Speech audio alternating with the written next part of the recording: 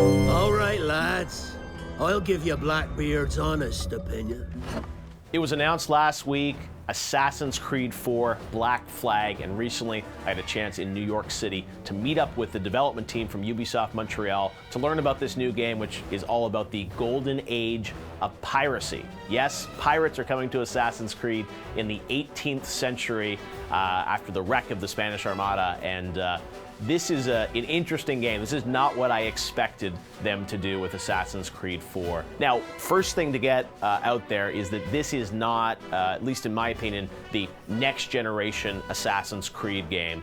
With all the news of PlayStation 4, I'm sure there's speculation that, oh my God, they're going to completely reinvent Assassin's Creed for the new generation of consoles. The game I saw was running on a current generation system. They showed footage, we didn't actually play it, but the gameplay they admitted was running on a current gen system, and it will be available for PlayStation 4, they've announced, and that will have upgraded graphics and physics. But this is very much a continuation of the Assassin's Creed games that we know and love. Of course, since it's a pirate game and since Assassin's Creed 3 had naval action, naval combat, this game has a lot of naval combat. And it's a blend of on-foot action throughout the Caribbean, in places like Haiti and Jamaica and the coast of Florida and Nassau, on ship, of course, with naval action, and then on foot. You play Edward Kenway. And anyone that's played Assassin's Creed 3 will know the name Kenway. So there's a link there. He is the grandfather of Kenway from Assassin's Creed 3. And he is, battling against pirates. And you're going to see Blackbeard. You're going to see Ubisoft's version of Captain Jack. They call him something different, but it's their Captain Jack. And other famous pirate characters that are based in reality. But Ubisoft is very clear to say that this is not the Disney version of pirates. It's a much grittier version of piracy, similar to, they said, like the HBO version of piracy or the Sons of Anarchy of piracy. So they're trying to tell a more mature tale, pirates and Assassin's Creed, which are two things that initially when I heard it didn't really seem like they were going to go together, but the game that they showed us feels very much like an Assassin's game.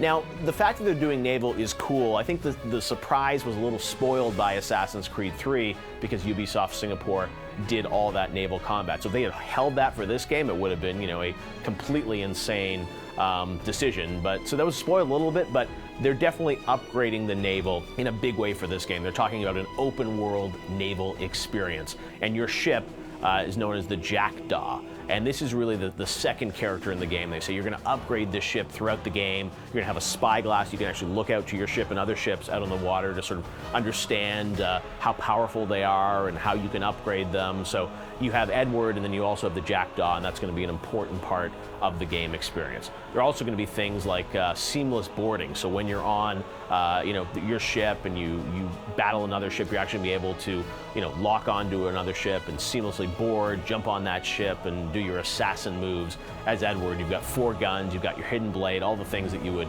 expect from an Assassin's game. Now, they're also upgrading some of the gameplay related to the naval experience. There are going to be tropical storms, massive tropical storms, and you can actually use the waves of those storms as a strategy to take down other ships. And there's even going to be things like harpooning. So yes, you're going to be able to harpoon a whale, and somehow that's going to play into the game experience. I don't know if it's a side mission or it's going to be part of the story, but you can do things like harpooning.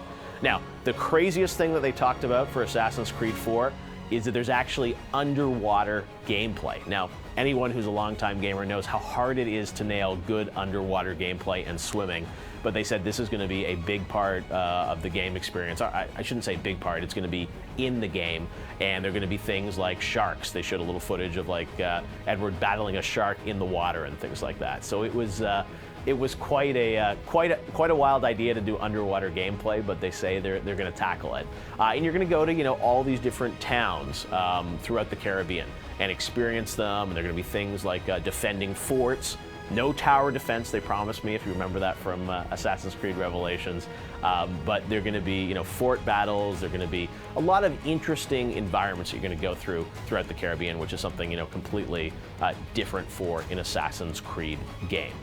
Now, one question that a lot of people will have is what are they going to do with the present day in Assassin's Creed 4, since, as we all know, in Assassin's Creed 3. This is a spoiler alert, I guess, if you haven't finished the game, but Desmond is no longer with us. So that opens up some new possibilities for what can happen in the present day. They said that there will be present day, and they wouldn't tell us a lot about it, but they did say you would play yourself in the present day as an employee of Abstergo Entertainment. Now, that immediately got me wondering, how will they change up the gameplay? And I suggested to the developer, what about doing it in the first-person perspective? Because if you're playing yourself, that could make sense. You wouldn't really see your character. And he said that was an interesting idea. Stay tuned. You know, they're going to talk more about it in the future. So it'll be really cool if they did that for the present day. That's just a guess on my part. They didn't confirm it. And I remember, you know, the kind of bad first-person mode that they did in, I think it was Revelations, where you had those blocks and you were kind of building them as Desmond in those dream sequences. So I don't know what they're going to do with it, but that's just an idea. Definitely going to be present day in this game. So overall, what's my take on Assassin's Creed 4 Black Flag? I guess it's a little disappointing that they didn't have a, you know, bold next generation version to show everyone to, you know, that's Watch Dogs, I guess, right now. That's what Ubisoft is pushing as a next-gen game. So that was a little disappointing, but I will say, you know, the world looks absolutely majestic. It started back in 2011, and it will be coming to next-gen. They're going to upgrade it with better graphics and better physics for next-gen. Now, they did show us gameplay. Unfortunately, they didn't release any of it, so all we're getting to see today, or at least you guys are getting to see, are some CG trailers, which are beautiful, done by Digic over in Europe. But we did see the game, and the gameplay definitely felt like, you know, a current-gen Assassin's Creed, which it was, with some absolutely beautiful visuals and some really interesting combat on the ship. So we'll hear much more about Assassin's Creed 4 Black Flag in the months ahead. It's done by the development team. It sounds like the development team that did Assassin's Creed Revelations, with some guys from Far Cry and some other teams blended in. So it's not the Assassin's Creed 3 team, it's a different team. And as most games at Ubisoft are made, there are a whole bunch of studios around the world working on it, including Singapore that did the naval action in Assassin's Creed 3. So I'm curious to learn more about Assassin's Creed 4 Black Flag. Be interesting to see where they take this one. You can, of course, stick around on GT. We'll have much more on AC4 in the weeks and months ahead. So if it's fortune and adventure you seek, then Captain Edward Kenway's your man.